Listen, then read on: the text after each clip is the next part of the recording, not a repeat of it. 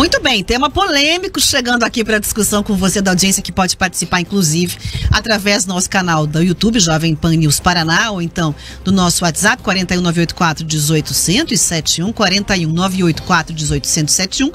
Tem debate a partir de agora, com pontos de vista aí convergentes em alguns momentos, divergentes em outros, a respeito dessa questão do foro privilegiado. E para discutir esse tema, Rick Notícias Opinião conversa a partir de agora com o advogado Clóvis Alberto Bertolini, doutor em Direito do Estado pela Universidade Federal do Paraná. Clóvis, boa tarde para você. Boa tarde, Rafaela. Boa tarde, Camila. Um prazer estar aqui novamente.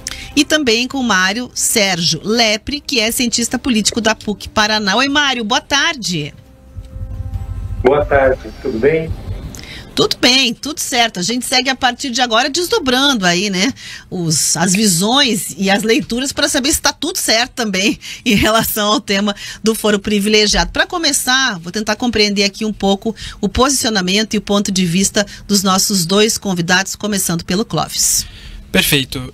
Obrigado, Rafaela. A questão do foro de prerrogativa de função, né, que é o nome técnico que a gente dá para o foro privilegiado, por assim dizer, é uma questão um pouco complexa, porque o Brasil tem uma postura muito ampliativa em relação ao foro prerrogativa de função. Nós temos mais de 50 mil autoridades que têm algum tipo de foro prerrogativa de função. E essa postura brasileira, ela é muito discrepante a outros países, né? Se nós vamos pegar o caso do norte-americano, nenhuma pessoa tem foro prerrogativo de função. O presidente da República é julgado por um juiz de primeira instância, né? O mesmo se diga em relação à Alemanha, né, o qual apenas o presidente da República Federativa da Alemanha tem foro, né? O caso português, né, que apenas 3 autoridades, o presidente da República, o primeiro-ministro e o presidente da Assembleia, tem foro prerrogativo de função apenas no exercício da função. Então o Brasil adota, né, uma postura bastante ampliativa, desde sempre, né, desde o modelo republicano, né, e o Supremo Tribunal Federal acaba sendo o tribunal que julga a maioria dessas ações. Existem dados que menos de 5% das ações penais no Supremo chegam a um fim, né? Então, em certa medida, o foro representa uma prática, né, brasileira, a qual estimula determinada impunidade, né, no meu ponto de vista, e também o foro ele não se justifica sob um modelo republicano. Mas essa questão, por exemplo, né, da impunidade, ela não poderia ampliar ainda mais, indo para a primeira instância, para o primeiro grau, onde talvez os relacionamentos, né, históricos, políticos daquela cidade, daquele reduto, possam favorecer, eventualmente, um político que tenha medo do Supremo Tribunal Federal? Perfeito, Rafaela. É um excelente questionamento esse que você trouxe. No meu ponto de vista, não. Por quê? No mundo ideal, a gente sabe que um juiz tem que ser imparcial em todas as circunstâncias. Só que o que ocorre? Por incrível que pareça, ser julgado por uma instância só no Brasil é mais demorado para algumas autoridades do que se julgado por várias autoridades, como por exemplo é o sistema cotidiano, porque eu não consigo compreender porque alguns políticos preferem ser julgados pelo foro prerrogativo de função, sendo que em determinadas hipóteses eles podem ter mais recursos e mais expedientes, né? Então, claro que eles contam com essa morosidade do Poder Judiciário, em especial o Supremo Tribunal Federal, que demora muito para julgar essas autoridades. Mas também não é uma sensação de que até pouco tempo a gente não tinha nenhuma grande mobilização por parte do Supremo Tribunal Federal em cima da classe política? É verdade, né? Nós não tínhamos ações penais assim muito conhecidas. Eu acho que a ação penal, a primeira que a gente teve conhecimento, e que essa questão do foro prerrogativo de função e a própria atuação penal do Supremo, a gente já discutiu aqui em outros debates isso, né?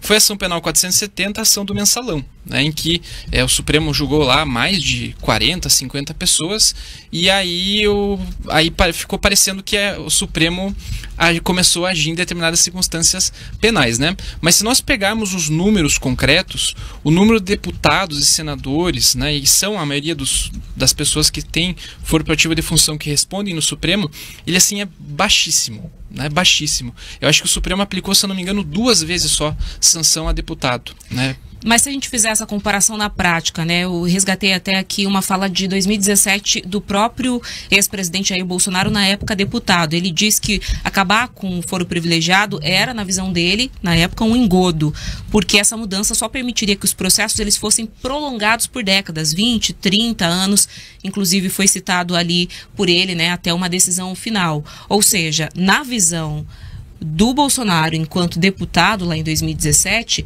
a primeira instância, você retomar esses processos para a primeira instância, faria com que a impunidade se desse justamente por conta dessa morosidade. Uhum. Essa é uma opinião do Jair Bolsonaro, né? A minha opinião é o contrário, né? A minha opinião é que se o sistema de justiça for bem administrado, né, e bem julgado, esses processos tendem a ter uma celeridade até maior que no Supremo Tribunal Federal, né? É só para destacar para os nossos ouvintes que o Supremo ele teve duas posições sobre esse assunto em dois momentos distintos.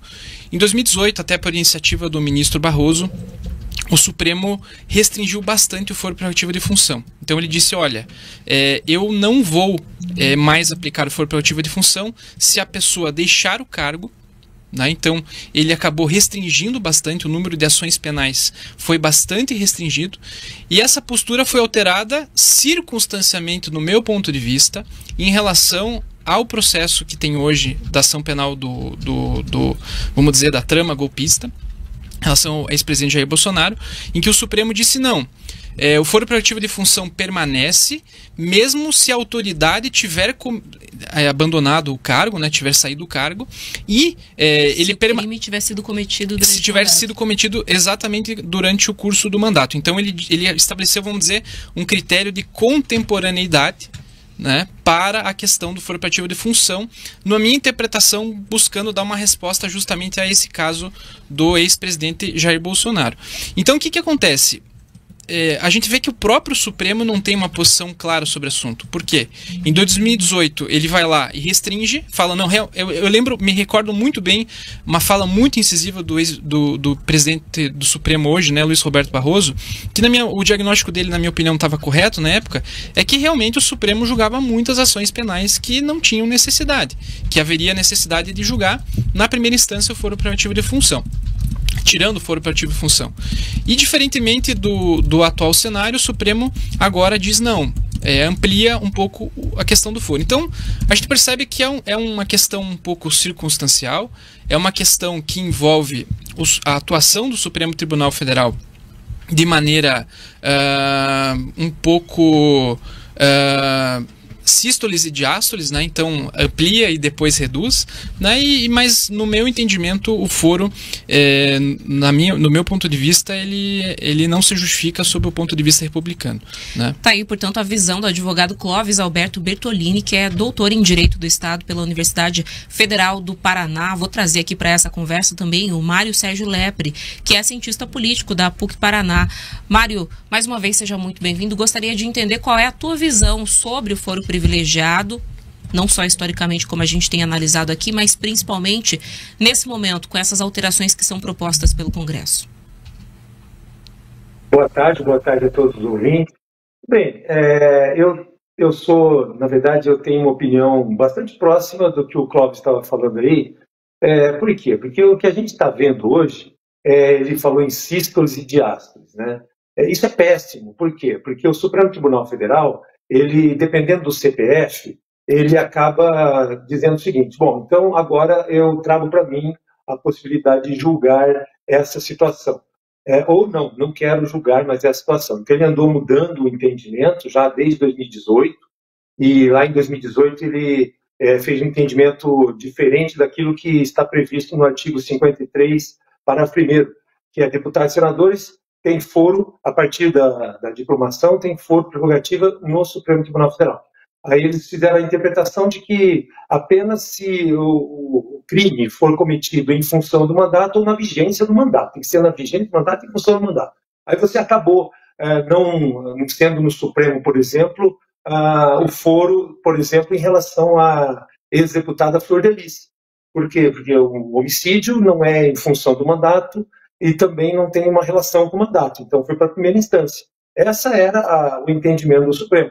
Mas aí eles, dependendo de a quem que eles estão observando, Então, por exemplo, a questão da trama golpista, não, então eu trago para mim, porque eu quero julgar essas situações. Isso é péssimo. Isso mostra que o Brasil tem uma Suprema Corte política, uma Suprema Corte que está atuando de acordo com aquele interesse que move esse ambiente lá, vamos dizer assim, do sistema. Isso é muito ruim. Portanto, o foro por prerrogativa de função já é uma discussão antiga. Essa PEC que altera o foro, ela é antiga e foi aprovada no Senado Federal em 2017. Então, ela já foi aprovada no Senado Federal e agora foi para a Câmara dos Deputados, já foi para a Câmara e está parada lá na Câmara dos Deputados. O objetivo é justamente trazê-la para o debate e aprová-la. E é uma PEC muito boa. Por quê? Porque o que o Clóvis falou aí é muito interessante. Nenhum país do mundo desenvolvido que se considera democrático tem foro prerrogativa de função. Por quê? Porque não há que se falar, por exemplo, o juiz de primeira instância vai perseguir deputado. Porque se você pensar assim, então nós não estamos numa democracia. Por quê? Porque não há que se falar que o sistema judiciário da sua primeira instância está aqui para perseguir deputado, para querer fazer alguma coisa em relação a alguém e não em relação a outro. Então, é um argumento muito ruim. Portanto, eu penso que, no que diz respeito a foro prerrogativa de função, não há que se falar em autoridades com privilégios, porque é justamente isso, são privilégios. E por que eu entendo assim? Porque é uma cultura brasileira, é uma cultura que é enraizada no Brasil para entender que pessoas que são autoridades, é como se a gente discute aqui entre a gente. Então, eu sou deputado, nós temos uma Suprema Corte que não deveria julgar originariamente crimes, ou seja, questões penais não deveriam ser julgadas originariamente no Supremo Tribunal Federal, porque ela deixa de ser uma corte constitucional. Então, para ser uma corte constitucional, não tinha que ter essa função. E aí você retira dela toda esse espezinhamento em relação aos políticos. Eu acredito que é justamente isso que está sendo colocado na ordem do dia. É fundamental isso. Não é, porque veja, a PEC ela já foi aprovada no Senado Federal. Naquela época, inclusive os partidos de esquerda eram aqueles que mais defendiam o fim do foro prerrogativo de função. E agora que você coloca na ordem do dia novamente, por quê? Porque há sim situações que estão constrangendo a justiça brasileira, e eu digo assim porque efetivamente o que a gente tem na cúpula do Poder Judiciário não é algo que eu, por exemplo, não me sinto confortável em ter uma Suprema Corte com a atuação que hoje esses ministros estão tendo. É algo assim vergonhoso para todo o Judiciário, porque o Judiciário não merece ter, por exemplo, debates em que você observa ações dessa Suprema Corte, de pessoas na Suprema Corte, e você fala assim, meu Deus do céu, mas como isso pode acontecer? Como um ministro pode atuar totalmente, para dizer o que a imprensa fala, né, fora do rito? Não existe atuação fora do rito. Isso é ilegal. Se é ilegal, está totalmente corrompido. Tem processos que, eu diria, corrompidos dentro da Suprema Corte. Mas por que estão fazendo isso? Porque entenderam a necessidade de salvar a democracia. Bom, para salvar a democracia, então, qual é o nosso objetivo? Bom, então vamos acabar com a democracia. É a minha opinião. Então, o fim do foro prerrogativo de função eu sempre defendi, eu sempre achei isso esdrúxulo. Por quê? Porque vai exatamente ao encontro de um modelo patrimonialista de Estado, em que autoridades conversam entre si. Então, enquanto são amiguinhos, eu tenho aqui um ministro da Suprema Corte que é meu amigo, então eu sou julgado por ele. E aí, obviamente, em crime de responsabilidade dele, aí eu que julgo. Olha que coisa fantástica. Então ninguém julga ninguém e fica tudo sempre desse jeito que não é bom para a sociedade. A sociedade quer transparência. Eu vou pedir, inclusive para complementar a tua visão, né, porque talvez uma parcela, principalmente aquela que acaba discordando, né, da visão que a gente está trazendo aqui dos nossos convidados na rádio, tenha ficado com essa impressão de que há um movimento pró-impunidade, né, ou a leitura de que poderia existir uma impunidade em relação ao que você explicou ali, né, expondo uma relação próxima com o juiz de primeiro grau, porque junto com o foro privilegiado, tentaram passar aquele tal pacote da impunidade, que é a história da Câmara, né, dar o aval para que uma investigação, um inquérito policial, seja aberto para deputados federais e senadores. Então, talvez isso tenha levado ali, né, a uma parcela da população se questionar se de fato há uma busca por esses deputados, esses políticos que apoiam a questão do foro, por esse equilíbrio que você desenhou do seu ponto de vista, ou se haveria um interesse em realmente usar esse título que deram aí para o pacote de impunidades. Queria a sua visão também sobre esse outro movimento que colou na questão do foro para negociar o fim do motim na Câmara. Bom, então vamos lá. Vamos tentar entender o seguinte, ó. Antigamente, ou seja, antes de 2001, porque teve uma emenda constitucional, se não me engano, emenda 31, de 11 de setembro de 2001, então lá atrás, como é que funcionava para que você pudesse processar deputados? Para processar deputado, havia a necessidade da licença da Câmara dos deputados. Então, por exemplo, vamos imaginar que o Procurador-Geral da República oferecesse uma denúncia em face de um determinado deputado. Então, o Supremo Tribunal Federal, para receber a denúncia, ele precisava enviar um ofício para o presidente da Câmara, e o presidente da Câmara, então, tinha que fazer uma sessão e uma votação secreta, e os deputados, então, que autorizavam o prosseguimento da ação no Supremo Tribunal Federal. Se eles votassem para que não prosseguisse a ação, então o Supremo Tribunal Federal não poderia processar o deputado. Era assim que estava na Constituição Federal originariamente, ou seja, o texto de 1988 era isso. Como você teve uma situação bastante complicada lá atrás, não sei se o ouvinte vai se lembrar, mas teve um deputado que o nome dele era Idelbrando Pascoal, era o deputado Motosserra, e ele é criminoso, né? Então, por conta daquele deputado, houve necessidade de você fazer uma emenda à Constituição para alterar o artigo 53 da Constituição Federal, ou seja, os foros, né, o foro prerrogativo de função, a imunidade, que seria a imunidade processual, que é essa que eu estou falando, e a imunidade em relação à prisão, que é do parágrafo 2º. Então foi alterado lá atrás, e aí, com a alteração, não há mais necessidade de licença do Congresso Nacional para o deputado ser processado. Então, recebe a denúncia e aí começa a processar. Para que a Câmara dos Deputados, se ela quiser interromper aí o andamento do processo, aí sim a necessidade, um requerimento de um partido político, como foi feito com o delegado Ramagem. Então, um partido político, representando a Câmara, vai lá e pede para que haja uma votação, e aí a votação é aberta, para que se suspenda a ação. Então, é isso que ocorre hoje, né, do jeito que está na nossa Constituição. Então, nós tivemos uma evolução com a emenda de 2001, porque antes sim havia necessidade de uma licença. E do jeito que eu vi a PEC, que foi aprovada no Senado Federal, eu não vi nenhuma possibilidade de licença. Na verdade, os deputados eles são processados e julgados na primeira instância. Então, como nós, né, os comuns, os mortais. E eu acho que é razoável, e isso é necessário, para que a gente possa moralizar o Brasil. Veja, numa questão civil, então, porque a gente está falando de crimes, né? Numa questão civil, por exemplo, eu alugo o meu imóvel para um deputado. Então, o deputado não paga o aluguel. Então, eu vou processar o deputado. Veja, vai ser no Supremo? Não. Vai ser na primeira instância. Então, questões civis, assim como as penais, tem que ser na primeira instância para todo mundo. É assim que tem que funcionar. Isso é que é democracia. Então, essa PEC, ela tem que ser aprovada. Eu rogo para que os deputados, sim, enfrentem isso, votem, e aí sim nós vamos poder ter um modelo brasileiro de política muito mais adequado. Não tenho dúvida disso, não.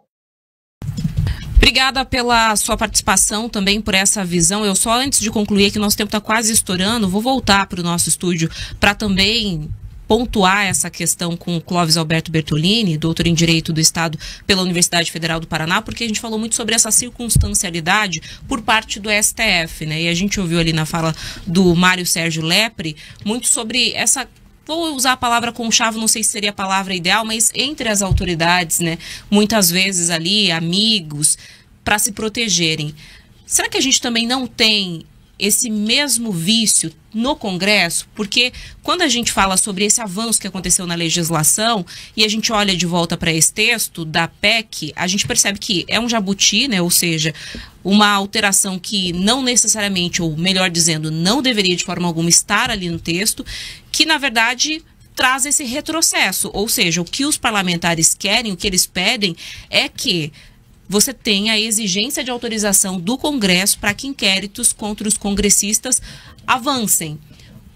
Como que você avalia o texto atual da PEC? É um avanço ou é um retrocesso, considerando o que está sendo articulado no momento? Perfeito. O que o Mário colocou, eu estou bastante de acordo, né? Eu acho que é um retrocesso, né? Porque o que acontece, né? Nós temos a necessidade, né, só vou recapitular um pouquinho o que o Mário colocou. Esse sistema atual, ele é um sistema que houve avanços, né?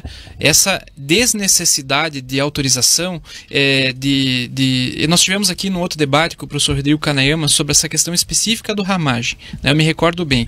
E esse caso da PEC 2001, ele foi exclusivo para responder ao caso do Arruda e do Antônio Carlos Magalhães, e também do Jader Barbalho, que tinham renunciado ao Senado e não iam sofrer ações no Supremo Tribunal Federal. Então, o que ocorre? O texto da PEC, né, talvez voltando para a primeira instância, me parece que seja o mais adequado. Qual é o problema? O problema é como é que vão ficar as ações em curso e como é que vão ficar as ações que já estão tramitando, né? Porque se a gente for aplicar a regra e mudar de uma hora para outra, a gente vai ter uma violação ao princípio básico constitucional, que é o princípio do juiz natural, né? Que eu não posso escolher o meu juiz, né? Eu tenho que ser julgado pelo juiz que é designado pelo texto constitucional, pelo texto da Constituição. Então, eu acho que o que a gente precisa discutir é como é que serão as regras de transição disso, né? Pelo menos eu não vi nada a respeito desse tema, né? E nada impede que o Supremo Tribunal Federal também tenha uma interpretação própria a respeito dessa emenda e decida conforme a Constituição aquilo que ele entende, né? Então, assim, eu acho que isso tem que ser discutido, né? Talvez, estrategicamente falando, não seja o melhor momento para discutir isso, porque a gente está com um processo que é muito caloroso, essa questão do presidente Bolsonaro, que mexe com os ânimos de boa parte da população para ambos os lados, né? Então, mas eu acho que é uma discussão salutar e necessária. Bom, nem na Câmara também há entendimento entre os líderes de que há consenso para o momento. Então, pelo menos nesse ponto aqui é uma concordância, não é uma temática que deve ser tratada aí com urgência. Muito obrigada, Clóvis Alberto Bertolini, advogado, que conversou conosco aqui no estúdio. Eu que agradeço a vocês. Teve participação.